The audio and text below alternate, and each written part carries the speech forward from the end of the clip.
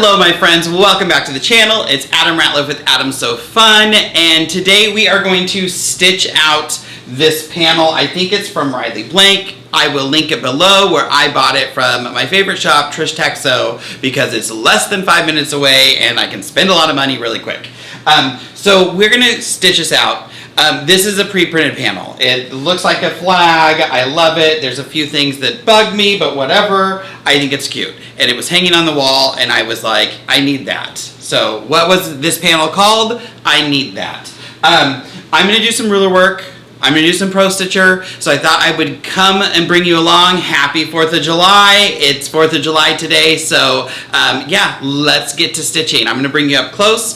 Before we get to stitching, don't forget to follow me on social media. I'm Adam So Fun with an S-E-W on Facebook and Instagram, where you see a lot of other things that don't hit the YouTube channel, especially now that I don't have time to throw a video at you every week. So make sure you hit that bell icon so you're notified when those new videos do drop, and we will see you here in a second. Alright, so we're going to start here. I've already done 5 of these 6 little stars, but what we're going to do here is I'm going to do ruler work. I'm just going to stitch this in the fake ditches. I'm going to make it look like it's pieced. It's going to give some texture to this. I was thinking about making smaller ones and sticking them here. I don't think I'm going to do that anymore. I kind of like how this is going, how it's just kind of simple and stuff. But let's talk about using rulers and stitching this ditch. Now, I am not a good ditch stitcher. I tend to stitch next to the ditch where I can see my threads are next to these colors more so than right at that seam. I'm okay with that. I am not a picky person. It's done when it's on a wall. Nobody's gonna be like, ooh, you didn't hit that ditch. And I'm gonna say, haha, it's not even a ditch. So whatever, I did it right. In this case, I'm using one of my favorite rulers. This is the HQ Mini ruler. I don't even know if Handy Quilter sells this anymore. I'm out of the Handy Quilter loop since I left the education team, but do I still love my machine? Absolutely. So I'm going to be using this ruler. I am stitching in regulated. I am a regulated stitcher. I always stitch in regulated. Let me show you the screen so you know what I'm talking about. There we go. So I am in regulated. I'm also in cruise. I like cruise. I like that needle to move to remind me when to turn my machine off. I am using rulers. I'm going to be turning the machine on and off quite a bit because rulers are the place where you could hurt yourself or hurt your machine, so we're always going to do safety first. I'm stitching at 12 stitches per inch because these rows aren't super tall, and I'm going to be using a Pro Stitcher design, and I don't want it to just look flooded. And what else? I'm using 402 So Fine, so I'm using a 50 weight thread. I have a brand new 16 needle in there, and I just oiled my machine because it hasn't been oiled in a bit. So that's it. That's what's going on up here on the screen. I did turn my lights on. I need my lights for this, so it's hard to not have them on, but you don't see as much texture. I'm going to try to get out of the screen as much as I can. You're also going to see I don't have grippy on my rulers. Let me see. There we go. I don't keep grippy on my rulers. I am a slider. You're going to see me slide this ruler around quite a bit. Because I slide rulers, I don't use grip. I also don't always hit the ditch. I don't always get a perfect overstitch. I'm okay with that. This is me, this is mine. I get to do whatever I want. If you're someone who's a little more of a perfectionist, maybe you want grip on that. Handy grip is fantastic. It'll keep it from sliding around. And let's go. So I'm just gonna pick, I like to pick one of these kind of lighter color intersections. You don't have to. You can start wherever you want. Ideally, I'm going to stitch this outside. I'm going to stitch all of these kind of petals in between the dressed-in plates. Dressed-ins, right? And then at the end, I'm going to come and do the circle, and it's either going to look really good or really bad. And either way, it doesn't matter because what do I always say? At the end of the day, it's just a quilt. We want to have fun, and somebody will enjoy it. So that I just use my tie-off button. And so now I'm going to go. So I'm going to hit start. Remember your foot, I am using my sure foot, and the foot is a 1/4 inch away from the edge of the ruler, so I'm going to eyeball a lot. When I get to a point, I'm going to hit stop, move my ruler, and continue. And stop and move my ruler. Now I'm going to do this first kind of seam, this first stitch. If you don't move your ruler, you're going to get a perfect overstitch. I'm going to see if I can zoom in a little closer, and this might be a bad idea, but we're going to see. Oh, you know, I bet you that, whatever, if things get in the way, it is what it is, right? So I'm going to put my ruler down, hold it nice and tight, not too tight, but tight enough not to move. I'm going to stitch into the circle. I'm not going to move my ruler, I'm just going to stitch right back out. And if you do that, you're going to get a perfect overstitch, and nobody's going to know that it's 2 stitches. Other than you get a little bit of a buildup, but with the 50 weight thread, you're not getting a ton. So I'm going to stitch around this outside. And like you can see, I do fling my ruler around quite a bit.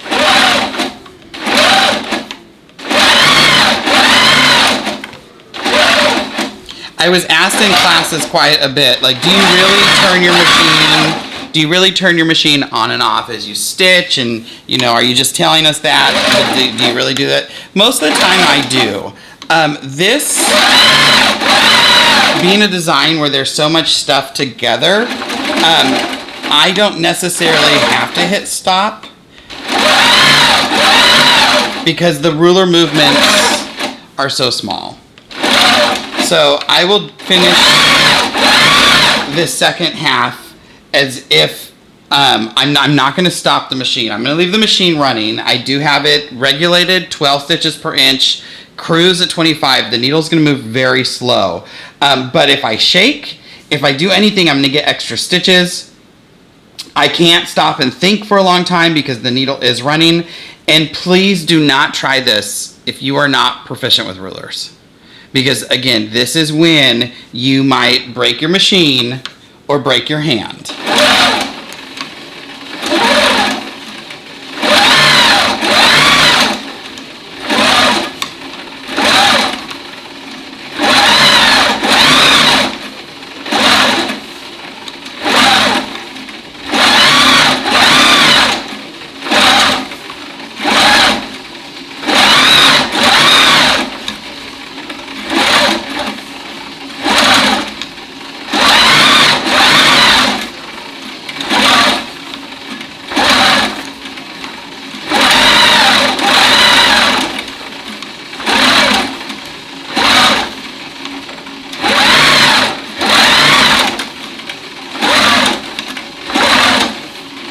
Now I'm back to where I started. Now you see, I'm not, when I was starting and stopping, much more accurate than whenever I'm not.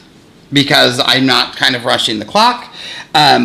Also, because I use rulers quite a bit, when I move it, I'm continually putting pressure down. So there's not a huge percent likeliness that this ruler is going to pop up and go between here. I'm also not using a very thick batting. If I was using like a wool batting, I wouldn't try that. That wool batting is going to have a lot of peaks and valleys because every time you put a stitch in, you get a valley. And that makes the ruler kind of tilt and bend in weird directions. So because this is just an 80-20, I can kind of slide around and be pretty accurate and still not worry much. But I do keep pressure and push the ruler down towards the ruler base the whole time my hand's on it. And you can see my hand was always on that ruler. So now I'm onto the interior and I'm just going to stitch around this.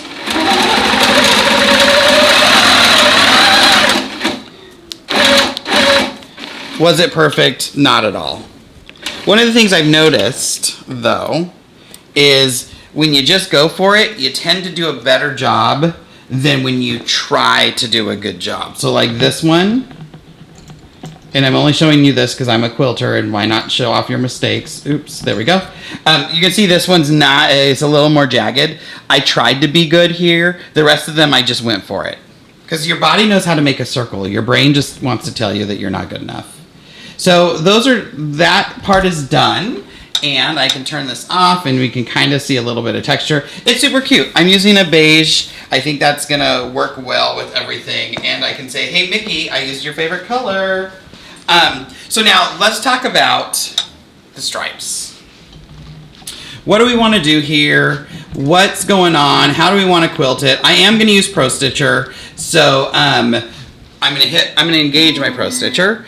So we have red stripes and white stripes. What bugs me is this. Why not just put 2 reds and then white and reds and white and reds and white? Why put red and white in the same row? I don't know. That bugs me. Other than that, I really like this panel. And it's just those 2 rows. Like, come on, just repeat something. So because of that, I would usually probably use like a rusty red here, and I would have used a white here. But because I didn't want to switch in the middle of the row, I'm using a cream, and cream is gonna be beautiful. Let me put my side clamps on over here. I wasn't really gonna use side clamps. I don't have to because this is such a small panel. At home, you should always use side clamps, even if it's a small panel. Do what I say, not what I do. But you know, it's you. What I always tell people, if you like the results you're getting and it's working for you, don't let anyone else tell you you have to do it differently. Let's see. There we go. There we go. And there we go. All right.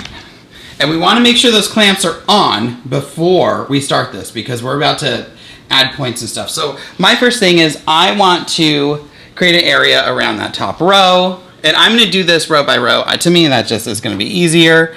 So I'm not going to go all the way to the top. Oh, that's going to make that one. Is that going to make that one too small? If that's the case, interesting. So this one's going to, the top and the bottom are going to end up 1/4 inch smaller than the rest of the rows.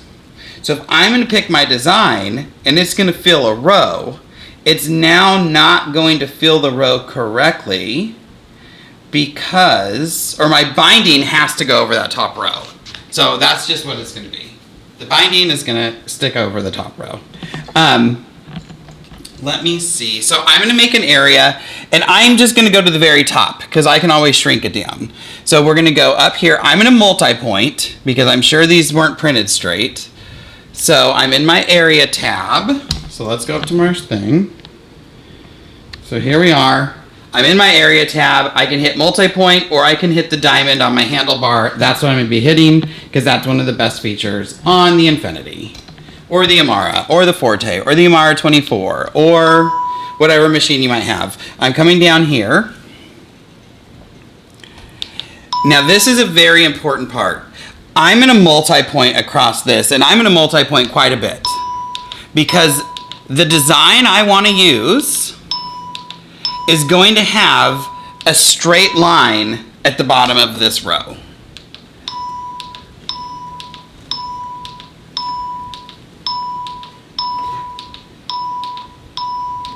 I got to the end. The top was channel locked, but I'll make sure that everything's nice and straight and it looks good. Perfect. So now, let's see, let's go to our screen.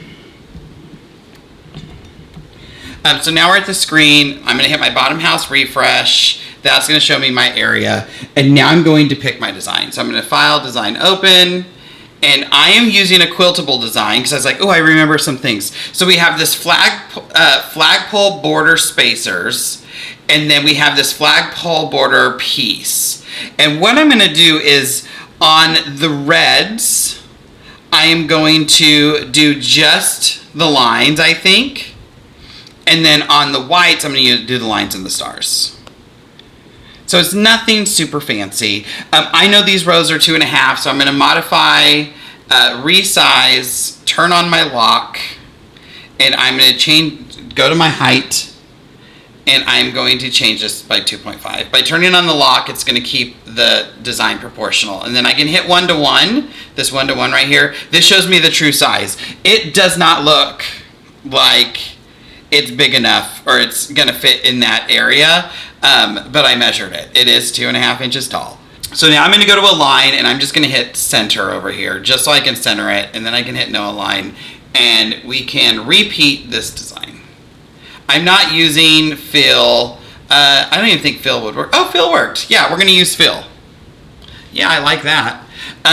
Now we're going to zoom in because I wanna zoom in and see my area. I'm going to move my machine a little bit so I can see everything without the orange line. And And do you see how we can kind of see, if I zoom in, you can kind of see that line coming out. This is why we were super specific. I'm gonna modify and I'm gonna go to skew. And I needed to, originally, I needed to make sure this was, wait, I don't know if I want to do that yet. No, that's fine. We're gonna distort these stars a little bit because of how we're skewing. Do I want that? It's just a tiny bit. Yeah, we're gonna have to do it that way. So I'm gonna hit border skew. And border skew works when there's more than 4 points.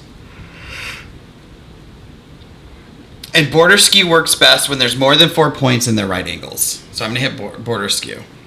And it's gonna fit, if I look in here, it's gonna fit that bottom line and make that perfect. This is what I'm looking for. Now I'm gonna baseline this. The thing is, I don't want it to stitch all the way to the top. Okay, I want to shrink these lines down a little bit. So I'm going to come to a line, and over here we baseline, so you can't see that I had a line centered already. I'm going to hit this to the bottom. So vertical, I'm going to say align it to the bottom. It's going to hold my design at the bottom. And now when I go to resize, I can turn the lock off and just shrink the height down. And now that's going to bring the height down. I'm going to remember we'll just name it 2.3. We'll come down a little farther because I need to use that same size for the rest of the thing, but it's keeping that bottom row exactly where I placed it. So now I'm going to baseline this, and we will get to use it 2 more times basically. And now, let's see, I'm coming down and I'm going to stitch that top row. Pro Stitcher, I'm going to take it up to where it needs to start. I hope I don't need a bobbin. Run, proceed, and go.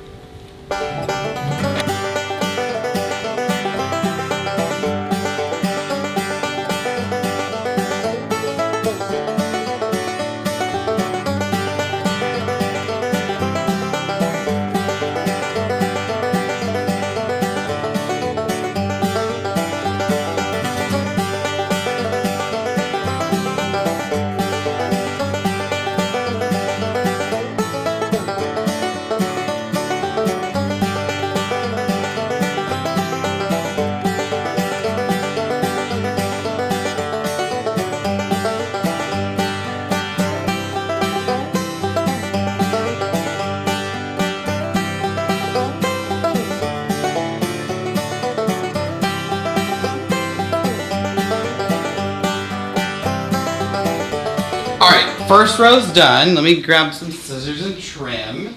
And what I realized while this was stitching is that this is really a red row, not a white row. I saw the red, I saw the white. I was assuming this was a white row. So now the red rows are going to be the ones that get the stars. Probably better because you're going to be able to see it better. This fabric is pretty busy, so really I shouldn't use either of these. I should use something else. But whatevs, it is what it is. All right, so I went ahead and I did the area around here. What I was thinking was I could do the 2 designs so it would stitch on this row. So one would be up and one would be down. That's not going to work, and it's because to get it perfectly lined up here is I need the area there, and there's no way to get that area there without, or getting the center directly on that area without having that line there. That made sense in my head. So what we're going to do is we are just going to do our next row. Everything's going up, but now the red is going to be the stars, and the other one is going to be, what am I trying to say? Red is the stars, and the white is just going to be lines. So we're going to go File, Design, Open, and I want Spacer 3. I looked at both of these. Spacer 3 is going to have more, it's going to be denser, and I want a little more denser. So I'm going to go Modify, Align Center, and then I can align this left. So now I'm just going to repeat it. I know it's too big, so we're just going to go towards, until it gets almost to the edge. I like this better than shrinking that in. I like pulling this out. So it's obviously not as dense as the other one, but that's okay. And so we're going to modify skew, border skew, and then we're going to hit baseline.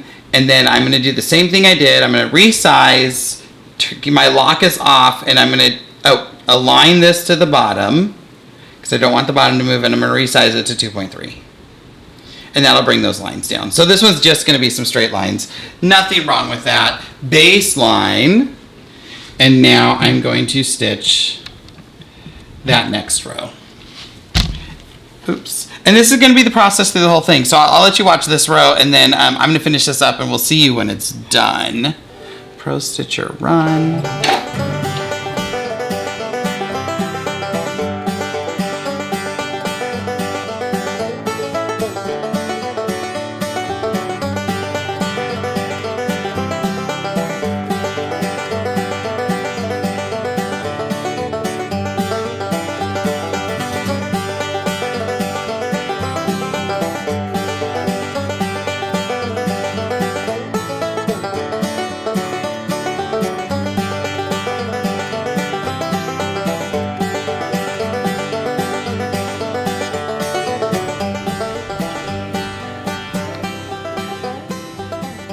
Kind of looks good with that plaid. All right, I'm done. I'm already off onto another project. I'm quilting up some fabric with Soft and Stable. Love it. It looks so good.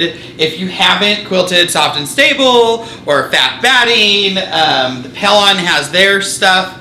It looks so good. The texture is just amazing. So if you are a by any bag maker or any type of bag maker and you just need to quilt some Soft and Stable up, load that up. You can do small 12-inch strips. You can do yard cuts. These are just 3 different yard cuts that I'm doing. And I sewed all the yards together and then just I'm doing an edge-to-edge design. But I did finish my flag. It looks fantastic. I did end up going at one point and setting up multiple rows. But I floated this top. I'll never do that again. I'm just not a fan of floating. I know some of you out there float, and that's fine. There's nothing wrong with it. Not for me. But yeah, all in all, it looks good. I will post some pictures here. But happy 4th of July, everyone. If you are interested in getting this panel, I will link it below. I got mine at Trish Tech Sew. She's fantastic. They are closed over the 4th of July holiday. So if you do order one, it won't ship out till next week. But in the comments, just say Adam sent me. I don't know. Tell her. But yeah. Thanks for watching. We'll see you in the next one or whenever the next one comes out. And at the end of the day, it's just quilting. Go out there and have some fun. Happy 4th of July, everyone. Bye.